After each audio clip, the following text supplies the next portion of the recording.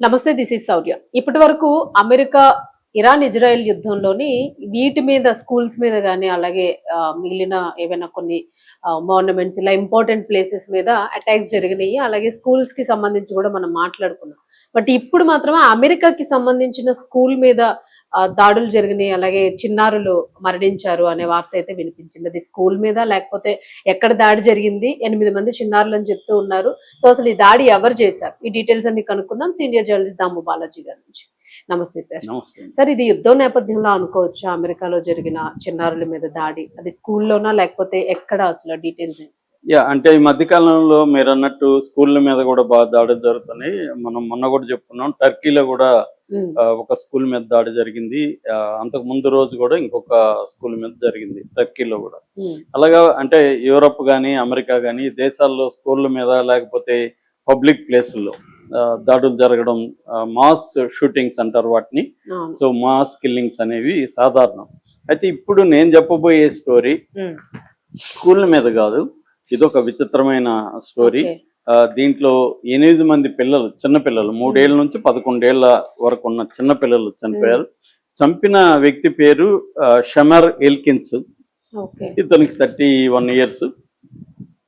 ఇతను మొన్న Sunday morning 5:30కి morning లేచి నిద్రపోతున్న తన పిల్లలే, 7 మంది పిల్లలు ఇతనికి, నిద్రపోతున్న తన పిల్లలు, ఆ 7 మంది ఒకే దగ్గర లేరు. 2 భార్యలు ఉన్నారు అతనికి. ఎక్స్ వైఫ్ కి కొంతమంది పిల్లలు ఉన్నారు, ప్రజెంట్ వైఫ్ కి షరీక్ పుగ్ అంటారు ఆమెని, ప్రజెంట్ వైఫ్ కి కొంతమంది పిల్లలు ఉన్నారు. ఈయన ఇప్పుడు ప్రజెంట్ వైఫ్ తో ఉంటున్నాడు. ఇంట్లో పడుకొని ఉన్న పిల్లల్ని లేచి ఇతను కాల్ చేశాడు. దాంతో మిగతా పిల్లలు ఫస్ట్ ఫైర్ అవగానే మిగతా పిల్లలు మేలుకుంటారు కదా, పెద్ద పిల్లలు, వాళ్ళు లేచి కక్కావికలమై పరిగెత్తుంటూ వాళ్ళంతా ఇంట్లో చేజ్ చేసి తరిమాడు, వాళ్ళని కాల్చాడు. భార్య అడ్డొచ్చేసరికి భార్యని కూడా కాల్చాడు. సో అక్కడి నుంచి మళ్ళీ ఎవరిదో వెహికల్ తీసుకొని అక్కడి నుంచి మళ్ళీ వీళ్ళ ఎక్స్ వైపు ఇంటికి వెళ్ళాడు. అక్కడ పోయి వాళ్ళని కాల్చాడు. సో భార్య కాల్చాడు. పిల్లలు, ఒక బాబు అయితే పైకి రూప్ ఎక్కేశాడు భయపడి, అక్కడ నుంచి కింద పడి అబ్బాయి చనిపోయాడు పిల్లవాడు. ఇంకొక పిల్లవాడు కూడా పరిగెత్తి ఎక్కడో అతను యాక్సిడెంట్లుగా చనిపోయాడు. అలాగే మొత్తం 10 మంది మీద ఇతను ఫైర్ ఓపెన్ చేశాడు. 2 భార్యల మీద, అడ్డొచ్చిన వాళ్ళ మీద అంతా ఫైర్ ఓపెన్ చేశాడు. 10 మందిలో 8 మంది ఇప్పుడు చనిపోయారు. అందులో 7 మంది ఇతని సొంత పిల్లలు, ఒక్కరు మాత్రం వీళ్ళ బామర్ది బాబు కొడుకు, ఆయన కూడా చనిపోయారు. ఆయన చనిపోలేదు, పిల్లలు మాత్రమే చనిపోయారు. భార్యలిద్దరు కూడా సివియర్ గా గాయపడి హాస్పిటల్లో ఉన్నారు. ఇంకొక 2-3 కూడా గాయపడి హాస్పిటల్లో ఉన్నారు.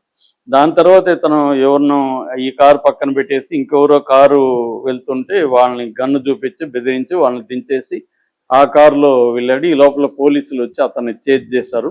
ఆ చేజింగ్ లో అతను చనిపోయారు. అంటే పోలీసులు కాల్పుల్లో చనిపోయారా లేకపోతే అతను కాల్చుకొని చనిపోయాడు అనేది ఇంకా క్లారిటీ రాలేదు.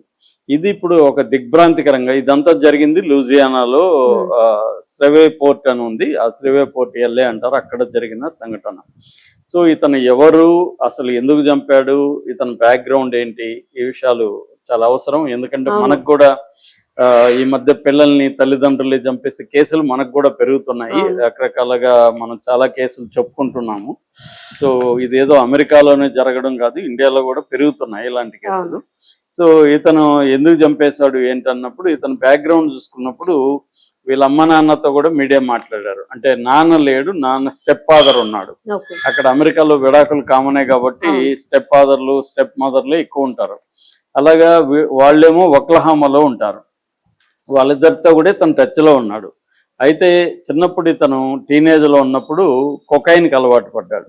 కొకైన్కి అలవాటు పడినప్పుడు వీళ్ళమ్మ అతను వదిలేసింది, దూరం వదిలేసి వెళ్ళిపోయింది. దాంతో వాళ్ళ బంధువు ఒక ఆవిడ, బెట్టి వాకర్ అనే ఆవిడ ఇతన్ని పెంచింది. అప్పటి నుంచి కూడా ఇతను డిఫికల్ట్ అడల్ట్హుడ్ అని చెప్పొచ్చు. టీనేజ్ అంతా కూడా డిఫికల్ట్, అంటే కొకైన్ అలవాటు, మళ్ళీ దాని నుంచి బయటపడడానికి వీళ్ళు ట్రై చేయడం, అలాగా గడిచింది. ఆ తర్వాత ఆర్మీలోకి వెళ్ళాడు. 2013 నుంచి 20 వరకు 7 ఏళ్ల పాటు ఆర్మీలో, అక్కడ ఆర్మీ నేషనల్ గార్డ్ అంటారు. అంటే అతను ఏమి ఫీల్డ్ లో పోయి పోరాడింది కాదు, అక్కడే సిస్టమ్స్ దీంట్లో పనిచేశాడు అనమాట. అలాగా ఆయన సపోర్ట్ స్పెషలిస్ట్ అంటారు, సిస్టమ్ సపోర్ట్ స్పెషలిస్ట్ అనే ఒక పోస్ట్లో ఉన్నాడు. దాని తర్వాత అక్కడ నుంచి బయటకు వచ్చి వేరే ప్రైవేట్ దీంట్లో పనిచేస్తున్నాడు. అయితే ఈయనకి ఇందాక చెప్పినట్టుగా ఇద్దరు భార్యలు. ఫస్ట్ భార్యతో గొడవలు అయి విడిపోయారు. రెండో భార్యని 2024లో పెళ్లి చేసుకున్నాడు. ఆమెకి ఇప్పుడు ఇద్దరు బిడ్డలు ఎంతో ఉన్నారు. సో ఇప్పుడు ఆ భార్య విడాకులు ఇచ్చేస్తానని చెప్తుంది, సెకండ్ ఆమె. ఇతనికి ఇష్టం లేదు. రెండోది, ఇతనికి మెంటల్ డిస్టర్బెన్సెస్ ఎప్పటి నుంచో ఉన్నాయి, మానసిక టీనేజ్ నుంచే వస్తున్నాయి. ఇప్పుడు కూడా ఇంకా సివియర్ మెంటల్ డిస్టర్బెన్స్ ఉన్నాయి. ఈ మధ్యనే కొన్ని వారాల ముందు వాళ్ళ అమ్మ నాన్నతో ఈయన మాట్లాడాడు ఫోన్లో. అప్పుడు కూడా నాకు డార్క్ థాట్స్ వస్తున్నాయి, ఏడుస్తూ చెప్పాడంట ఫోన్లో, I want to kill my self అని. వాళ్ళ నాన్నేమో మామూలుగా చెప్తారు, ఏం కాదు, ఈ బీట్ ఇట్, దాన్ని బయటపడచ్చు, అదేదో చెప్పారు. వాళ్ళమ్మ అయితే ఏం చెప్పలేకపోయిందంట.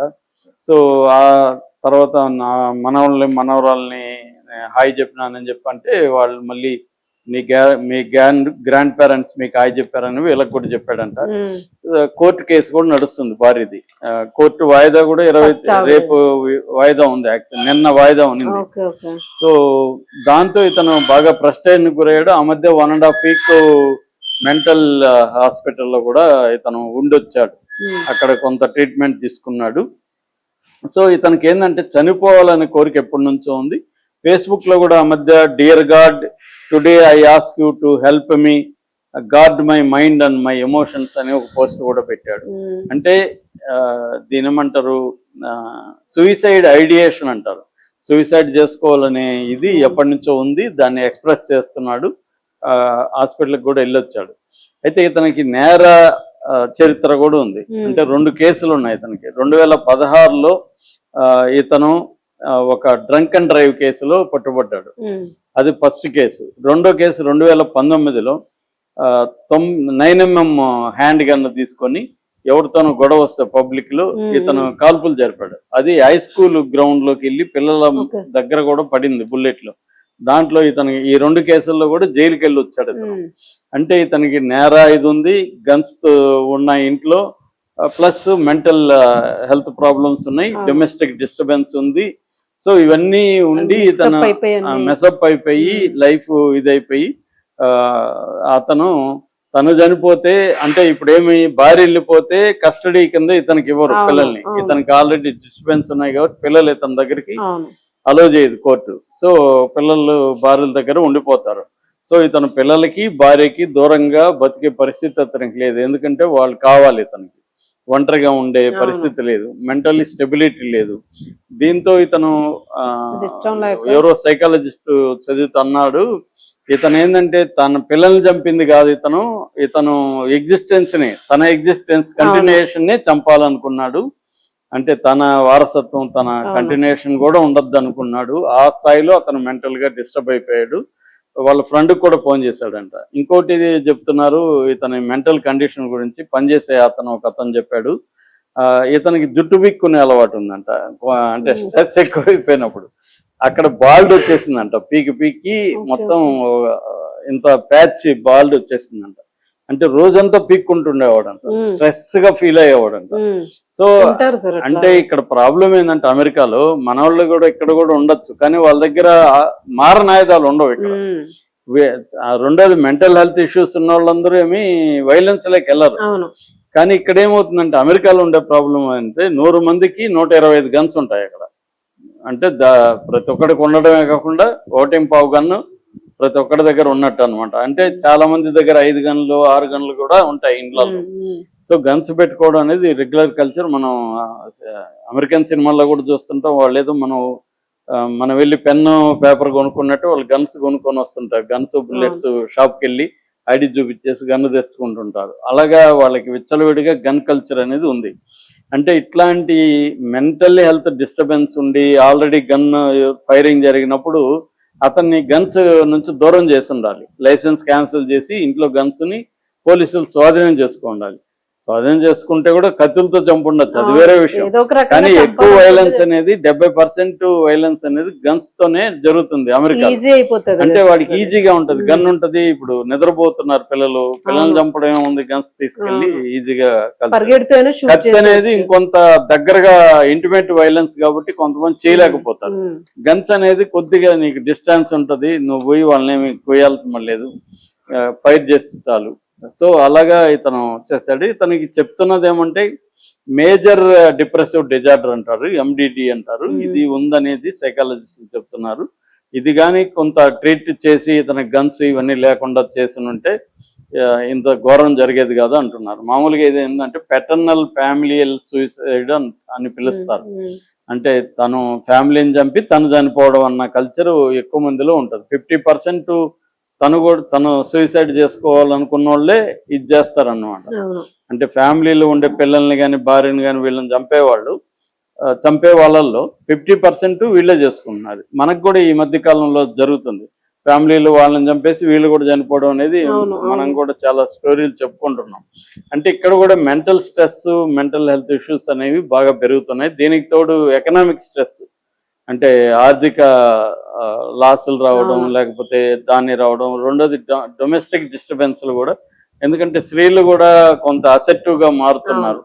సో భర్తల్ని ప్రశ్నిస్తున్నారు, లేకపోతే భర్తలతో వాళ్ళైతే విడిపోతున్నారు, లేకపోతే అఫైర్స్ పెట్టుకుంటున్నారు.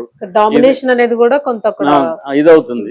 సో ఇక్కడ కూడా అదే భార్య తన్ని ధిక్కరించడం, విడాకులు ఇవ్వడానికి రెడీ అయిపోవడం, ఆల్రెడీ ఒక భార్య విడిపోవడం, దాంతో అతని మీద బాగా స్ట్రెస్ పెరిగింది.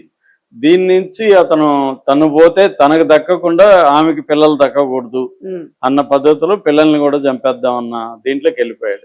అంటే తనకు సంబంధించి కంప్లీట్ గా తనకి ఎలాగో వీళ్ళు మిగలరు, భార్య మిగలదు, పిల్లలు మిగలరు, కాబట్టి తను ఎలాగో చనిపోవాలనుకున్నాడు, వాళ్ళు కూడా ఉండొద్దు అన్న ఒక మైండ్ సెట్ లేక అతను వెళ్ళిపోయాడు. టార్గెట్ అయితే రీచ్ అయిపోయాడు. సో ఇప్పుడు వీళ్ళిద్దరు విమెన్ పరిస్థితి చూడండి, వాళ్ళిద్దరు బతికారు అనుకోండి, వాళ్ళకి ఇప్పుడు సర్వైవల్ గిల్ట్ అంటారు. అంటే పిల్లలు చనిపోయారు, తమ బతికారు. సర్వైవల్ గిల్ట్ జీవితాంతం వెంటాడుతుంది. పిల్లలు 7 మంది పిల్లలు అంటే చిన్న పిల్లలు, సో వాళ్ళ బతుకు దుర్భరంగా మారిపోతుంది. వాళ్ళు ఇంకా మెంటల్ హాస్పిటల్లో ఉండాల్సిన పరిస్థితి. అందుకని మనకు అమెరికాలో విపరీతంగా ఈ మెంటల్ హెల్త్ ఫెసిలిటీస్ ఇవన్నీ ఎందుకు ఉంటాయంటే వాళ్ళకి ఫిజికల్ అంటే పేదరికం అవి లేనప్పుడు ఎక్కువగా మెంటల్ హెల్త్ ఇష్యూస్. ఇక్కడ ఏంటంటే ముందు సర్వైవల్ స్ట్రగుల్ ఫర్ ఎగ్జిస్టెన్స్ ఇక్కడ ఉంటది కాబట్టి మెంటల్ హెల్త్ ఇష్యూస్ అనేవి పెద్దగా మన వాళ్ళు పట్టించుకోరు. ఇక్కడ కూడా చాలా ఉన్నాయి. అన్ట్రీటెడ్ మెంటల్ హెల్త్ అనేది మనకు కూడా మేజర్ ప్రాబ్లం. చాలా సార్లు సింపుల్ గా రెగ్యులర్ గా సైకాలజిస్ట్ దగ్గరికి వెళ్తే వాళ్ళ సమస్యలు సాల్వ్ అవుతాయి, కానీ మనకు కూడా ఇక్కడ వెళ్ళట్లేదు. సో ఇది కూడా అంతే, ఇతను అన్ట్రీటెడ్ మెంటల్ హెల్త్ ప్రాబ్లమ్స్ ఉన్నాయి. దాంతో పాటు